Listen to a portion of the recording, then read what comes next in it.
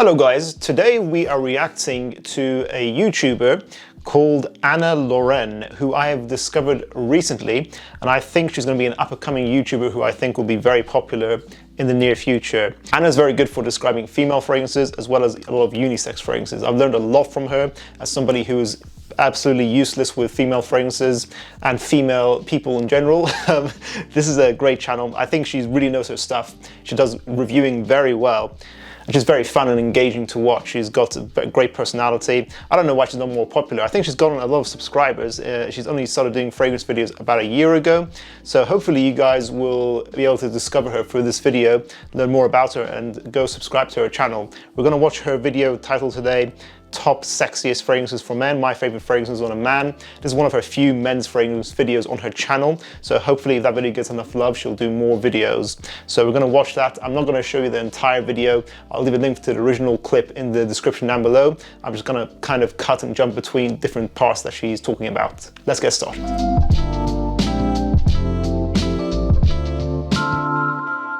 Hey guys, it's Anna and welcome to my channel. Today I'm going to be going over my favorite fragrances on a man. I actually get a lot of requests for this video. I have a lot of guys asking me like, what suggestions do you have for us? And I think that's very fair enough that people do ask her, because she has a lot of fragrance knowledge. You can tell she's tried out a lot of perfumes and she's put me onto some fragrances that I've not heard of myself, so it's really good.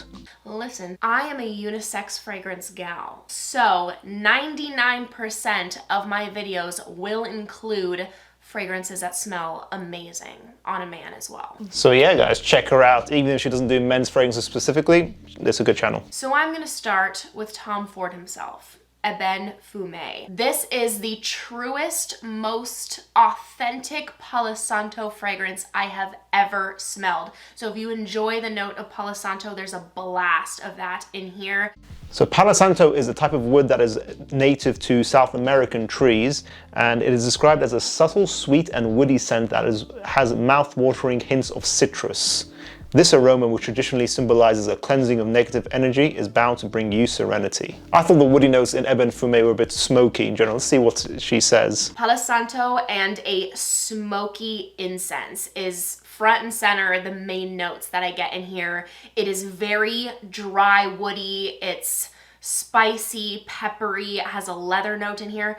This smells like a man, okay? This is giving Jason Momoa vibes, like tan, long hair, outdoorsy, one with nature, just, he's huge. You know what I mean? Yes, she basically just described me perfectly there, so maybe I should start wearing this fragrance. Ebene Fume was, as she said, dry, smoky, woody, had some sweetness to it. I actually got a lot of Penhaligon's Halfeti vibes from it. That's the only thing I didn't like about it. It wasn't as mind-blowing for me personally as compared to previous Tom Ford scents, so I was a little bit disappointed by it. It's a recent release. I would still just recommend Halfeti, if I'm honest, by Penhaligon's. He's built. He is an attractive man. She's just describing me non-stop here. By the way guys, I wanted to quickly interrupt the video to tell you about Mr. Fragrance, our own fragrance release. I recently announced that the brand will now be a limited edition drop for each fragrance. So Mr. Fragrance is in this last batch and it will never be released again. And then we'll go through our 5 different fragrances doing that and eventually cycle back again to another versatile fragrance that won't be Mr. Fragrance. So as I'm recording this, there's only like, I think like a handful of bottles left in the USA. By the time this is uploaded, probably the USA cannot have any more bottles of Mr. Fragrance. So everyone else in the other regions, Canada, UK and Australia, get this bottle whilst you still can. After that, we'll then be moving to our date night fragrance. I wanted to let you guys know that. I'll leave a link in the description down below. Let's get back to the video. The other Tom Ford fragrance, Oud Wood, also a woody scent, but it's done very differently in comparison to Ebene Fume. Although this is still a dry wood, it's a very clean wood. Yeah, so Oud Wood, I think most people have smelled it. It is a classic green, woody signature fragrance, very sharp, masculine, that, you know, it has great versatility. It's a classic sexy DNA. However, I do recommend these days go for Carved Oud by Thameen. Ever since Oud Wood got reformulated, I feel like the Carved Oud alternative, you know, it's a clone, but it's very accurate. It's very similarly priced, but I think smells a little bit better and lasts longer as well, but it doesn't project as loud. If you are into the note of amber, truly, there is no better fragrance than MFK Gran Soir. This is sexy. That is, I think, a statement I would agree with. Amber fragrances, you know, Gran Soir, I think, is one of the top up there for real. This is refined. Like, for fall and winter, truly, and you were looking for an amber vanilla, like, you cannot do better. Wow, it is amazing. Sometimes amber can be done in an overwhelming, harsh way. This is not that. This is amber done to perfection. And I would completely agree with that, because I think Gran Soir, as you said, amber can be sweet and cloying if not balanced out with something else, but I think they have the freshness in there balanced just right. It's a very elegant, uplifting evening scent, as the name would suggest. And I do truly think she's right. It's one of the best amber perfumery done in the world. I think might be MFK's best fragrance, actually. Would you guys like to see me do an MFK buying guide? So let me know if you want to see that in the comments down below. If you want people to be drooling over you, like if you want people to smell you and just like literally salivating, jaws on the floor, Parfum de Marly Herod. Okay, this is a perfect fragrance. It's a masterpiece. It is gourmand done right. Like, it's not too gourmand. It's kind of bordering that family. I am telling you, this is the most stunning tobacco vanilla fragrance that exists. Oh my gosh, it is so cozy. Agreed. It's done very well. It's not particularly my style, but it's essentially tobacco, cinnamon, and vanilla. Quite intense, dense, close to the skin, and powdery, very sweet, decadent, as she said. I think it's a perfect date night fragrance. I personally prefer Kurkdjian for that kind of vibe from Parfum de Marly instead, but I can see why so many people love Herod. I think it does deserve to be called a masterpiece. I literally die when my boyfriend Eric wears this. So if you are looking to seduce, if you are looking for like a Netflix and chill situation, like if you want to take it there, this is it. Okay, I changed my mind. I'm going to be ordering a bottle of Herod now. I'll get 10 bottles after this video. This is another vanilla dominant fragrance. When I tell you, ever since I've gotten this, Eric has not been able to put it down. This is YSL Babycat. This is the most stunning vanilla, incense, suede, peppery, saffron fragrance I have ever smelled. And yeah, after she showed this on her list, I actually had a look at it on Fragrantica. Looking at the notes, it seems to be, first of all, highly rated, and also it's got an interesting note breakdown. It seems to be very peppery, probably a dry, spicy scent with some sweet warmth in there with vanilla and suede, which sounds very interesting. And everyone says it's perfectly in the middle unisex. So I've always known about Tuxedo. I should pay more attention to the other private line YSL fragrances. So now I want to check this out. And wow, it is intoxicating. It has so much character and attitude to it. Like, that vanilla is super airy and it just smells special and enigmatic, and that's supported by the saffron. It lingers. I only need a couple of sprays. This is gonna last me all day. It leaves an impression. And I think with vanilla fragrances, they do run the risk of becoming a little bit too simplistic. I saw that in the Mancera vanilla fragrances too often. So I quite like the idea of this, of vanilla and suede. Kind of reminds me of Armani Code Absolute, actually, now that I just say it out loud, but it could smell very different. So I just think, yeah, vanilla fragrances, if they're gonna be having vanilla as the main note and main character, you got to do something interesting with it. Otherwise, it kind of just becomes forgettable, becomes drowned out in a sea of other vanilla-heavy perfumes. If you are like, Anna, I want to smell like wood. I want to smell like a man. Labo Santal 33. So obviously, this is a blast of dry sandalwood. We have papyrus, also a dry leather, cedar, cardamom, and an iris note, making it a little bit powdery. This is very dry, woody, outdoorsy. You are getting that experience of being outside. It's giving you a similar vibe to Ebene Fume for sure. I would say the Labo Santal 33 is a lot less sweet than Ebene Fume.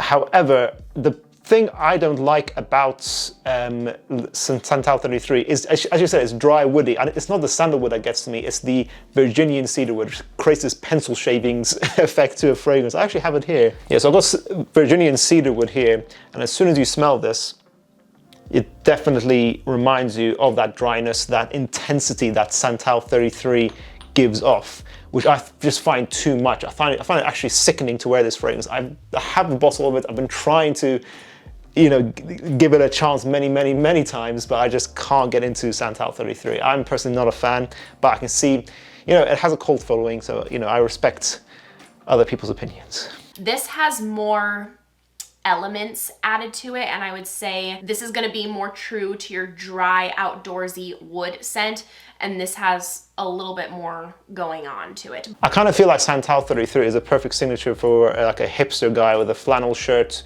who's got like a lumberjack vibe going for him, and as you said, likes to be outdoors often. Some, you know, I think a guy who lives in the mountains in America would be the kind of person it's meant for, maybe. I don't know, I'm just spitballing here. Another favorite from Le Labo is Another 13. Listen, if you are the kind of guy who is looking for a you but better scent, you're like, I want an elevated cologne smell. I just want to naturally smell sexy. I've worn this fragrance once and it also made me want to puke. Like, I'm not trying, but oh my gosh, am I sexy? This is it. This smells so chic, clean, and European to me. It smells like you are in a European country surrounded by a lot of trees. Only an American can say a generic term like you smell European.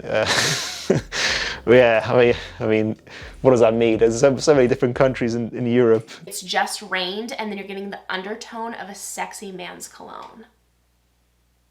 Stunning. Truly. I am telling you, it does not get better. Looking at the note breakdown of this fragrance, it seems like it should be more mass appealing. It's got a lot of ISOE super according to Fragrantica.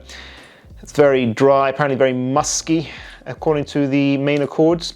So yeah, maybe I need to try this fragrance again and give it another chance. Would you guys like to see a Le Labo buying guide for the entire brand, actually? Maybe I should do that. Yes, if you are looking for a musky, woody scent, the musk in here from like the ambrette, ambergris vibe, like it's just a little bit salty.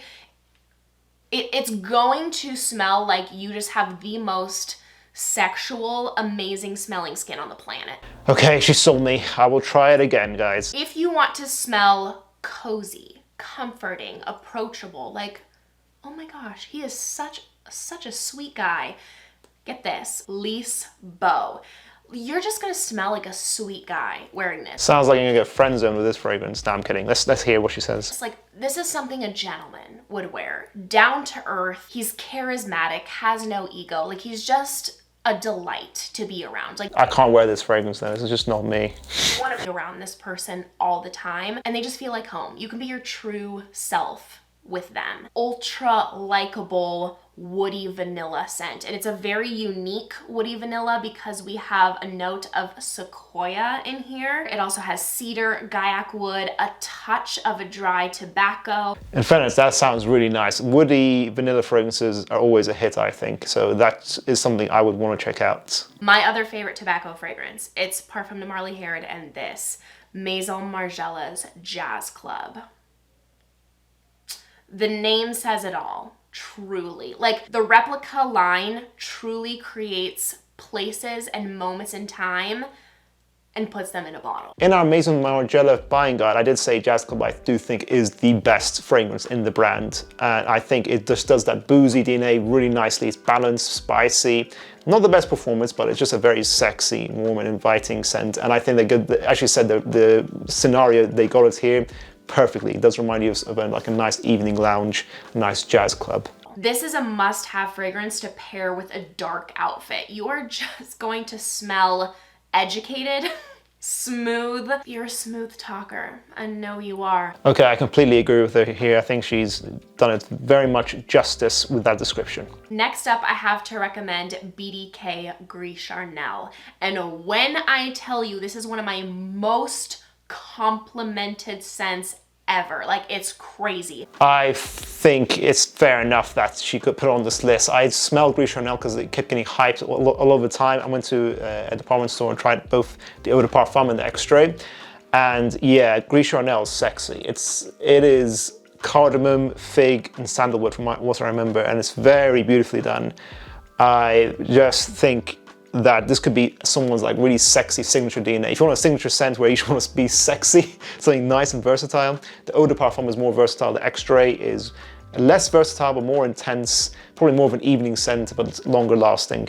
Guaranteed a compliment. Guaranteed when I wear either of the Gris Charnel fragrances. No joke, everybody is coming up to me when I wear the Gris Charnels, okay? The women are coming up to me and they're like, you smell unreal. Like, you smell so freaking good today. The men will come up to me and they're like, can I wear that as well? Because you literally smell ridiculous. I would go up to her and be like, hey, you smell like fig. And she'd be like, whoa, how did you know that? Like, that's a great way to compliment someone, guys. If you can pick out the notes, get the fig and the sandalwood in there, and the wearer will be blown away. That's just a hot tip for you guys. Okay, you know what? Forget what I said earlier about like, oh, these are my favorite tobacco fragrances. I mean, they are. Don't get me wrong. But I forgot about this, which is frankly unforgivable. This is definitely one of them. This is none other than Xerjoff's Naxos. And this is by far one of the sexiest refined fragrances I've ever smelled. The first time that I smelled this, I was like, immediately, I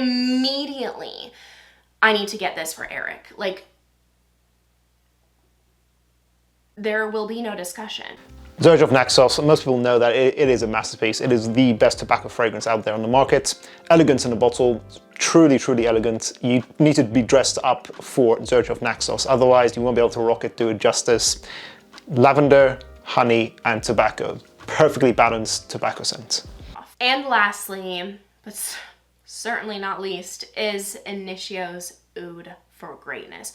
I'm surprised it's on this list because I do think it's quite an acquired taste, but I can see what people find it sexy. It's sort of like if you think Dior Sauvage Elixir is sexy, you'll also think that Oud for Greatness is sexy. Spicy, intense oud that is mature, masculine, and dominating, I would say. When I tell you this fragrance changed my life, I'm not lying, I'm not exaggerating. One of the first niche fragrances I smelled, and I felt like I had met my soulmate. This is one of the sexiest fragrances I've ever smelled in my life, point blank. Again, that is very surprising because even when I first smelled this fragrance, I was a bit like, it's very strong. I don't know, I find it's quite polarizing, so it's interesting that you liked it straight away. I kind of feel like it's usually a fragrance that takes a bit of time to grow to love. I think it is a very good scent. And this is definitely, oh, I'm here to smell sexy and I need you to know it. This is not a timid fragrance whatsoever. Agreed, completely agreed. This is, I am confident, I am bold. Probably, no, I'm most definitely out of your league. This is wildly mysterious. Like, this smells like the kind of man that you lust over, that you want with your whole heart. Yeah, you know what, I kind of do get, like, what's his name, Christian Grey vibes. Like, I kind of feel like a CEO of some sort of business, a mature man, really well groomed, wearing suits all the time, would rock this as a signature, and it would be like, yeah, a masculine, confident fragrance. And I do have many other fragrances in my collection that I think smell fantastic on a man, but I wanted to share my top picks with you guys. So thank you so much for watching. So yeah, guys, that's the reaction to Anna Loren, who I think is criminally underrated. As I said, I didn't want to make this video too long, so I did jump around a lot. I didn't let her finish off her full explanations. If you want to see her full views on these fragrances, you go watch the original video, which I've linked down below. Thank you for watching, guys. Are you going to subscribe to Anna Loren? I highly recommend you do, and see if she will take your suggestions of creating more men's lists. Let's see if we can, if she'll be open to doing that. If you guys enjoy these reaction videos, make sure to check out our previous videos in this series, and I'll see you in the next one. Bye.